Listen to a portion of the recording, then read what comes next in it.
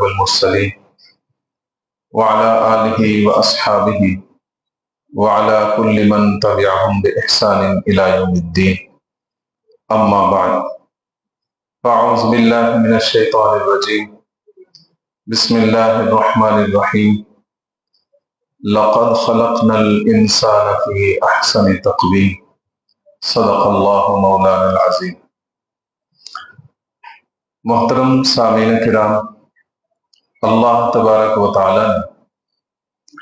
انسان کو بہت خوبصورت بنایا ہے اور بہترین ساخت میں، شکل و صورت میں اسے پیدا فرمایا۔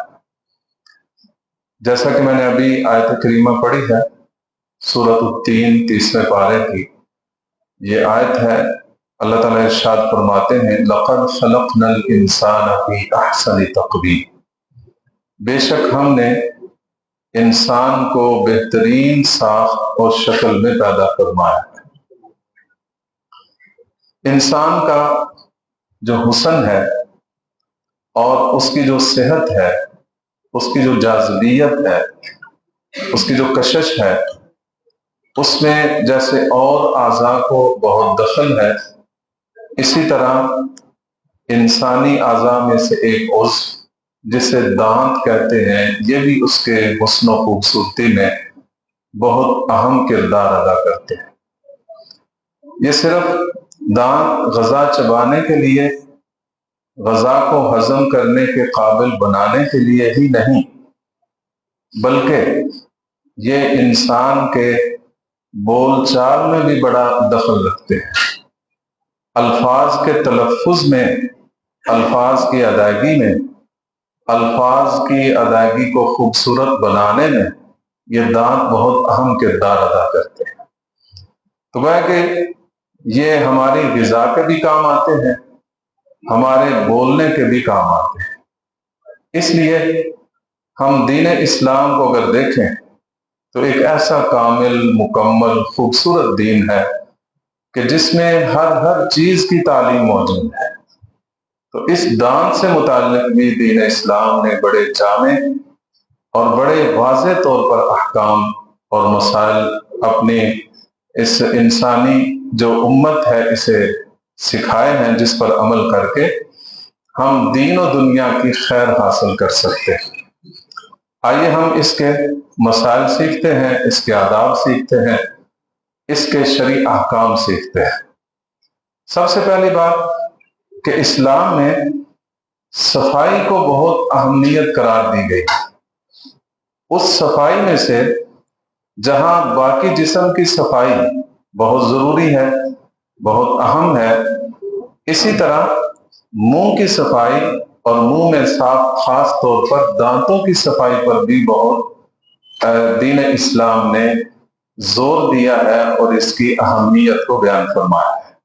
چنانچہ نبی اکرم صلی اللہ علیہ وسلم کا ارشاد ہے، صحیح بخاری کی روایت ہے، روایت نمبر 887 ہے۔ حضرت ابو ہریرہ رضی اللہ عنہ سے روایت ہے کہ ان رسول اللہ صلی اللہ علیہ وسلم قال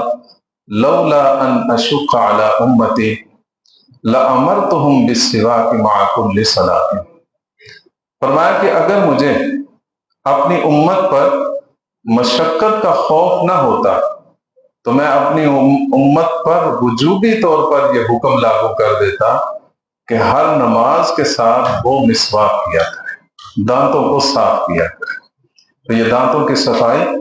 یہ نبی اکرم صلی اللہ علیہ وسلم کا پسندیدہ عمل بھی ہے اور وضو کی سنتوں میں سے ایک سنت بھی ہے۔ بلکہ یہ صرف وضو کی سنت ہی نہیں، ایک حدیث پاک میں آتا ہے کہ یہ سارے نبیوں کی سنت رہی ہے۔ تو دانت صاف کرنا یہ شریعت اسلام میں بہت اہمیت رکھتا ہے۔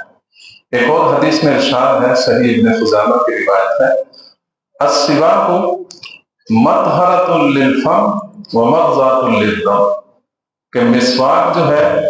یہ آدمی کو منہ کے صاف کرنے کا بھی ذریعہ ہے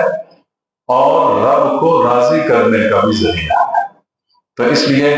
یہ مسواک یعنی دانتوں کو صاف کرنا یہ بہت ہی اہم عمل ہے اور شریعت کا جو حکم ہے اس میں سے ایک حکم ان دانتوں کی صفائی سے متعلق بھی ہے۔ کس کس وقت مسواک کرنی چاہیے؟ فقہائے کرام نے جو اس کے مسنون اور مستحب اوقات بیان فرمائے ہیں ان میں سے ایک تو ہے وضو کے وقت، جب بھی آدمی وضو کرے مسواک کرے، اور ایک حدیث پاک کے مطابق جو نماز مسواک کر کے پڑھی جائے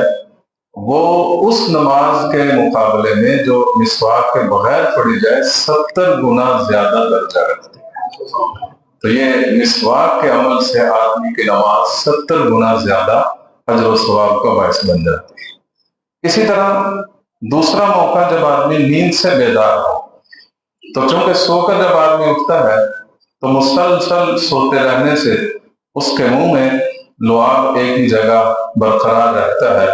وہ اسمیل پیدا کر دیتا ہے، اس کو دور کرنے کے لیے بیدار ہوتے ہی منہ کو صاف کرنا۔ اسی طرح اگر کسی آدمی کے منہ سے کھانے پینے کی وجہ سے کوئی بدبو آ رہی ہو تو اس کو زائل کرنے کے وقت یا دانت پیلے پڑ جائے تو ان کو صاف کرتے وقت یہ مسواک کا عمل کرنا یہ بہت ہی مفید ہے اور مستحب عمل ہے۔ دانتوں سے متعلق ایک مسئلہ جو عام طور پر اکثر لوگوں کو پیش آتا ہے کہ آج کل کے دور میں جیسے ہماری غذائیں ہیں، ہم غذائیں اس طرح کے استعمال کرتے ہیں کہ ہمارے دانتوں کو وہ خراب کرتی ہیں،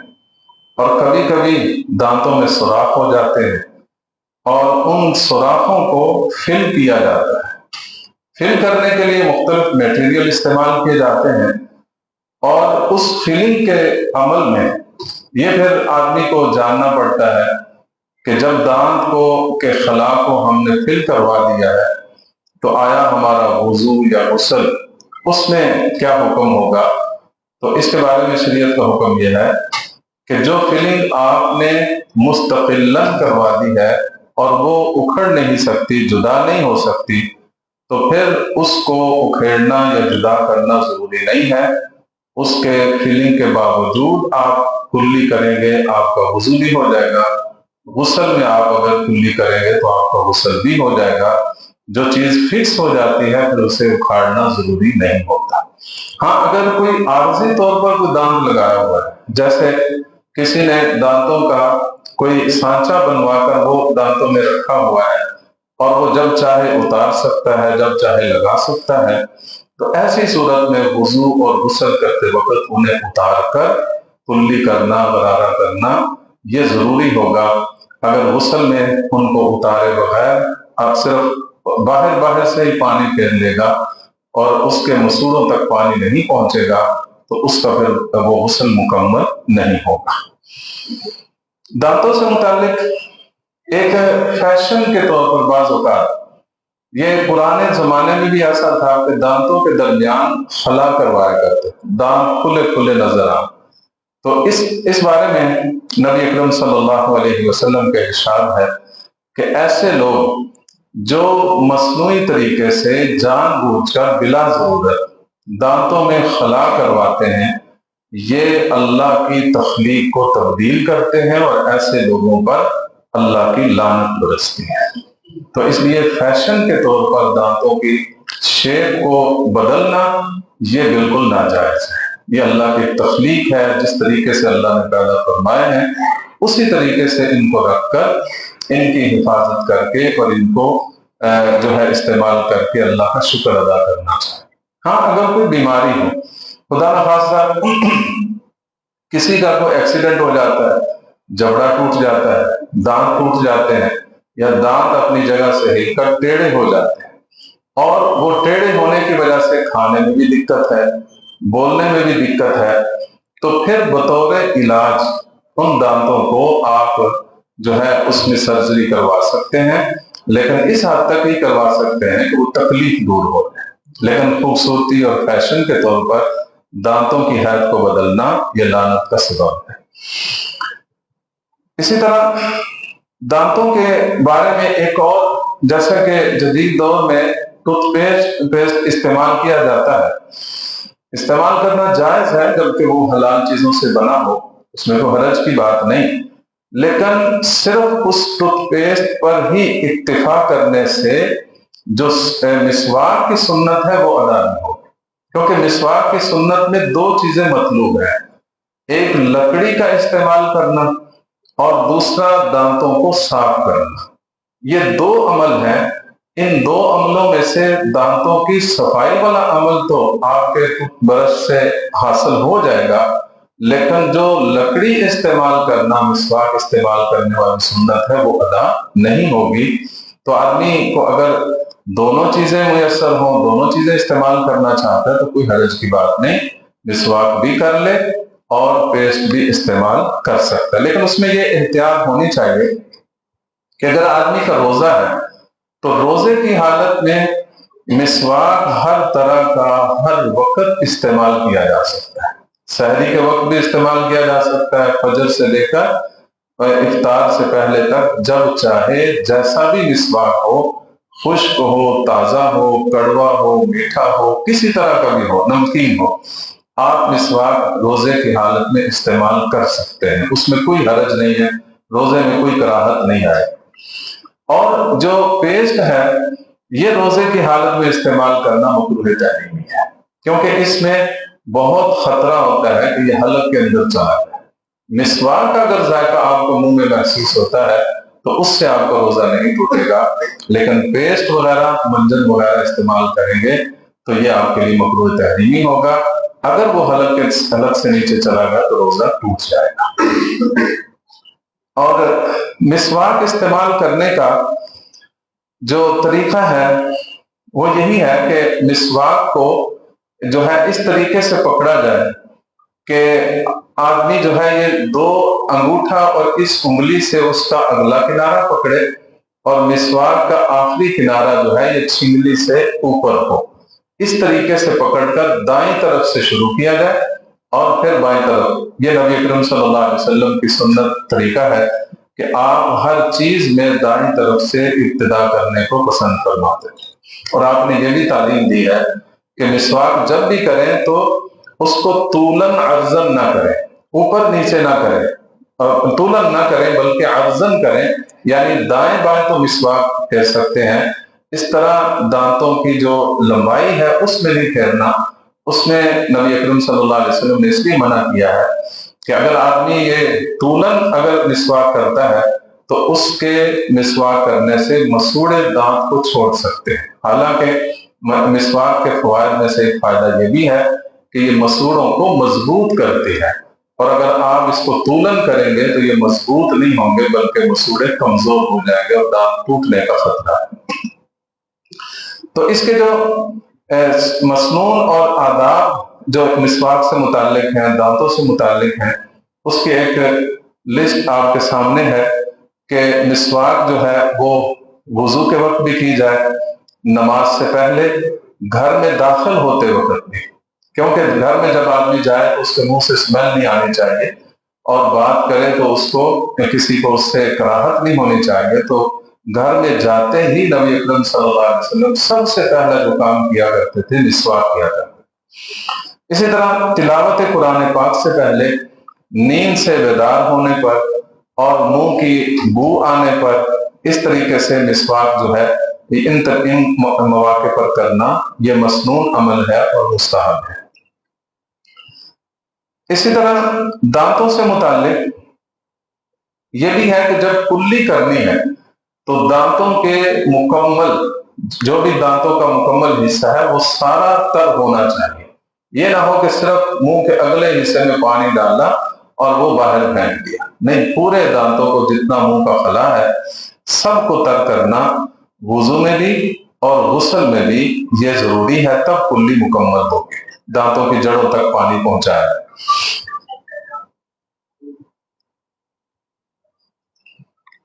اگر کسی آدمی کے دانتوں سے خون نکلتا ہے تو اس سے مسوڑوں کی طرف سے جو خون نکلتا ہے یا دانت کے اندر کو سوراخ ہے اس سے خون نکلتا ہے تو وہ آدمی کے وضو کو توڑ دیتا ہے۔ جب تک وہ خون ختم نہیں ہوگا، اس کا رسنا ختم نہیں ہوگا، اس وقت تک آپ کا وضو پائیدار نہیں ہو سکتا، اس سے آپ نماز نہیں پڑھ سکتے۔ اسی طرح دانتوں سے متعلق یہ بھی شریعت کا حکم ہے کہ بدبودار چیزیں کھا کر جس سے دانتوں سے منہ سے بدبو آئے آدمی کو مسجد میں نہیں آنا، دانتوں کو رگڑ رگڑ کر باریک نہیں کرنا۔ سونے چاندی کے جو دانت ہیں وہ اگر کوئی آدمی لگوانا چاہے، اور اس لیے لگوانا چاہے کہ ماہر ڈاکٹر نے بتایا ہے کہ سونے اور چاندی کے بغیر کوئی اور دانت آپ کے لیے فائدہ مند نہیں ہے، نقصان دہ ہے، تو پھر آدمی ایسی صورت میں سونے اور چاندی کا دانت لگوا سکتا ہے۔ اور دانتوں کا جو خلال کرنا کھانا کھانے کے بعد،